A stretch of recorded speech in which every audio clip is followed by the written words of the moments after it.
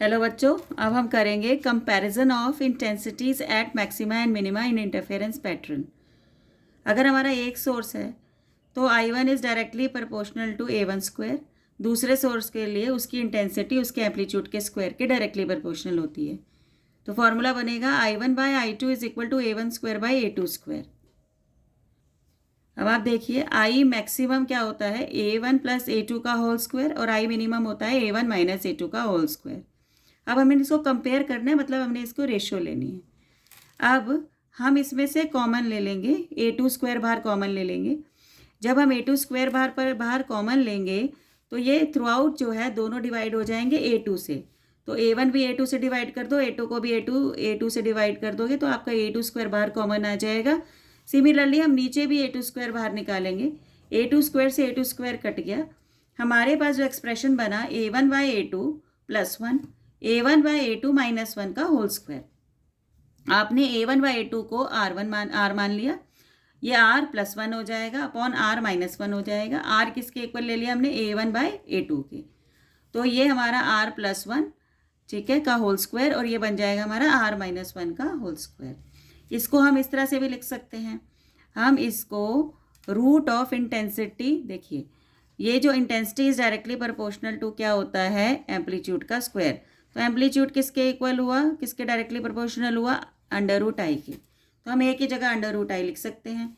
A1 है तो under root I1 लिखेंगे, A2 है तो अंडर रूट I2 लिखेंगे, under root I1 plus under root upon under root I2 plus 1।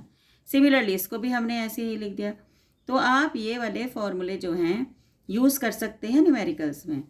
अब एक और बात है, अब हमने ये तो जान लिया कि intensity is directly proportional to amplitude का स्क्वायर।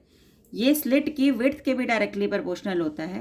तो हमारा जो एक्सप्रेशन है वो ये बन गया W1/W2 width of the slit of the first source, width of the slit of the second source is equal to I1 upon I2, intensity of the first source upon intensity of the second source is equal to A1 square upon A2 square, amplitude का square of the first source upon amplitude का square of the second source, और ये ratio R के square के क्या होगी, बराबर होगी।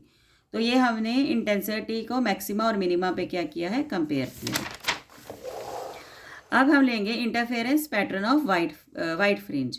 अगर हम मोनोक्रोमेटिक, मोनो का मतलब होता है सिंगल, अगर हम सिंगल कलर की लाइट लेते हैं तो हमको मान लो हमने येलो कलर की लाइट ली तो आपको ब्राइट और डार्क फ्रिंज दिखेंगी, येलो ब्लैक इस टाइप की आपको फ्रिंजेस दिखेंगी।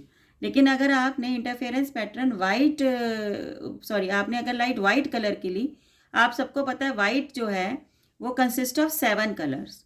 तो 7 कलर्स की लाइट लेने के लिए हमारी जो इंटरफेरेंस पैटर्न है वो कैसा बनेगा, देखो सेंटर पे तो सारी लाइट्स पहुंचेंगी, ठीक है, और सबका जो पाथ डिफरेंस होगा वो 0 होगा।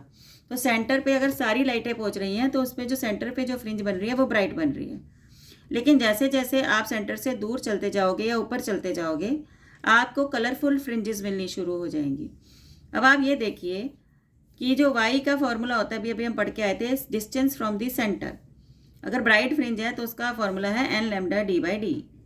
अब जिसकी वेवलेंथ जो होगी वो कम होगी, मान लो लैम्डा जिसका कम होगा उसका सेंटर से डिस्टेंस भी कम होगा, जिसका लैम्डा ज़्यादा होगा उसका सेंटर से डिस्टेंस भी ज़्यादा होगा। अब जो सेंटर है उससे अगर हम यहाँ पर पास रहें तो जो हमें पास वाली कौन सी फ्रिंज मिलेगी। अब हम विबग्योर में से देखते हैं सबसे कम लैम्डा किसका होता है, सबसे कम लैम्डा होता है वॉयलेट का। अगर वॉयलेट का लैम्डा सबसे कम है तो उसका सेंटर से डिस्टेंस भी क्या होगा, सबसे कम होगा।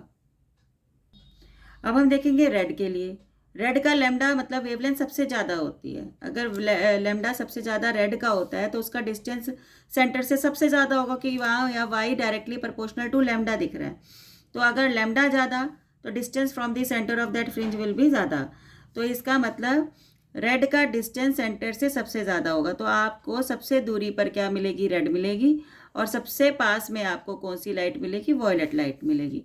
तो ये इंटरफेरेंस फ्रिंजेस तब बनती है जब हम वाइट लाइट लेते हैं। तो यहाँ पर हमने इंटरफेरेंस ख़त्म कर दिया है।